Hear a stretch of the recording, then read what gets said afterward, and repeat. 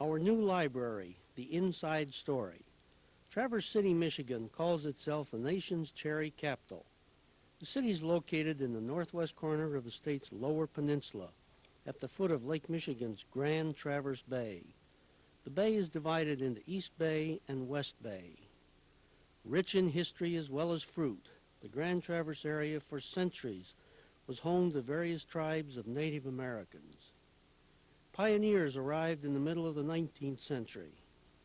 Then logging took over as the area's major industry until cherries blossomed and soon came the tourists to see the spring flowering. The towering pine tree was the area's symbol for decades. Today, it's the Grand Traverse Resort. Today, the Traverse area is perhaps the state's boomingest community. Its population of over 70,000 is 2.5 times what it was only 30 years ago. The community's amenities are first class. The historic Park Place Hotel downtown underwent a $10 million renovation. A Bayfront Visitors and Convention Bureau headquarters opened in 1996. A new university center linking via two-way interactive television the two-year Northwestern Michigan College with 14 state colleges and universities is a major feature of the community. Munson Medical Center has become Northern Michigan's major regional medical campus. The Dennis Museum is a regional showcase of art, exhibitions, plays, and forum for nationally known speakers. Traverse City was ready for the 21st century in almost every way except one, its library. This once magnificent facility ushered in the 20th century when it was opened in 1905. Only once in 1965 was any updating done. Today it has 16,000 square feet, about 1/3 of what it needs to serve the public. To the right you can see the flat-roofed addition of the 1965 children's wings. A handful of citizens concerned that the area had its best foot forward in amenities to serve the doubling and redoubling population and the burgeoning technological revolution, decided that something had to be done. Citizens for Libraries, a volunteer group that within a year grew to more than 1,000 persons, was formed. CFL's goal was to make citizens aware of how outdated the library was, to generate enthusiasm for a new facility, and to gather the community's resources to build a new one. In 1991, area voters had rejected by a 4-to-1 margin the only other effort in the library's history to replace the facility and update its services. That effort failed, CFL members felt, because the library's board of directors had tried to impose a new library on the community rather than first create a widespread community awareness of the need for a new building and then stimulate residents to actively seek a new facility. CFL's leaders felt that a new library would happen only if the drive were an effort from the bottom up, not from the top down. Thus was born this slideshow.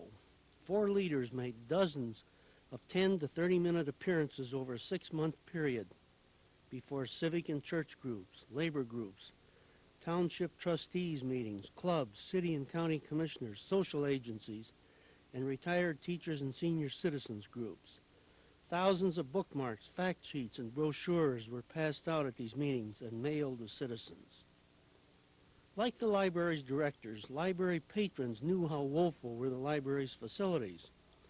But in tightening economic times, a growing reluctance to dig deeper into tax pockets and a widespread sense of thriftiness that marks this conservative area cast shadows over the project. From the start, it was an uphill fight. There was no room for the library to grow. The library site in the midst of a residential neighborhood is hemmed in by a street on the south, a small public park on the east, a river on the north, and a church on the west. There was on-site parking for only 13 cars. If there was little room for cars, inside it was even worse. Little room for patrons, for staff, for books. Here's the scene at the circulation desk at a typical moment. This is one of the larger and less cluttered workspaces for the library staff. A bathroom is not only unisex, but it's multi-purpose. Here, financial records are stored. The library's only meeting room is a small, windowless basement room, here packed with kids for a story hour. Stairways are not only handicapped unusable, but they are so narrow and steep that only the most agile can negotiate them. This is the only access to the adult fiction stacks.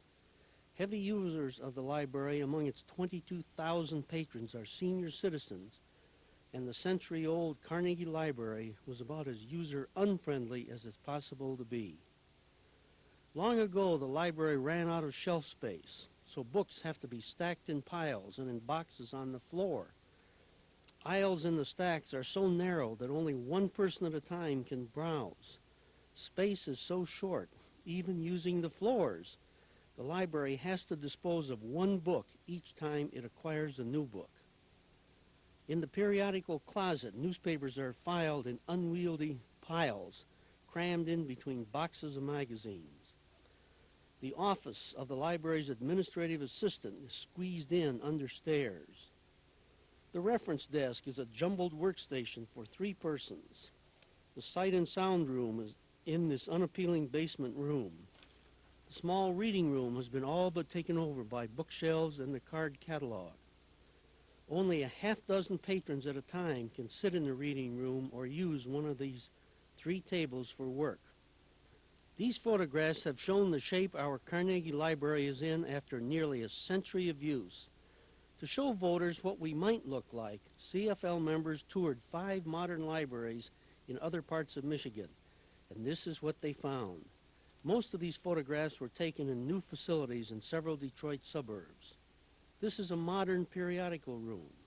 Here's an up-to-date circulation desk, an eye-catching and eye-friendly periodical and reading room. In Central Ohio, a new library shares space with a civic center. Traverse area voters were able to see at a glance in several graphics charts why the old Carnegie Library had been outgrown. In 1960, the library served a population of just under 30,000 persons. By the year 2000, the county population will skyrocket to 80,000. Between 1960 and 1995, the size of the library's collections of books, tapes, records, CDs, magazines, newspapers, and pamphlets had grown from 30,000 items to over 100,000 items, well over a 2-fold increase. The number of items circulated yearly grew from under 100,000 in 1960 to 500,000 in 1995. The solution? After nearly 2 years of haggling, cajoling, arguing, and pleading, this is what library officials and Citizens for Libraries came up with. A 58,000 square foot facility on the edge of a small inland lake near downtown, next to the old railroad depot, easily accessible from all points of the community and its suburbs, and carrying out the town's public and private penchant for buildings with historic cupolas as signature of this growingly sophisticated Northwoods community. On August 6, 1996, the massive effort by the Traverse Area District Library Board and the hundreds upon hundreds of Citizens for Libraries volunteers paid off handsomely when by nearly a 2-to-1 margin, a new $8 million library was approved.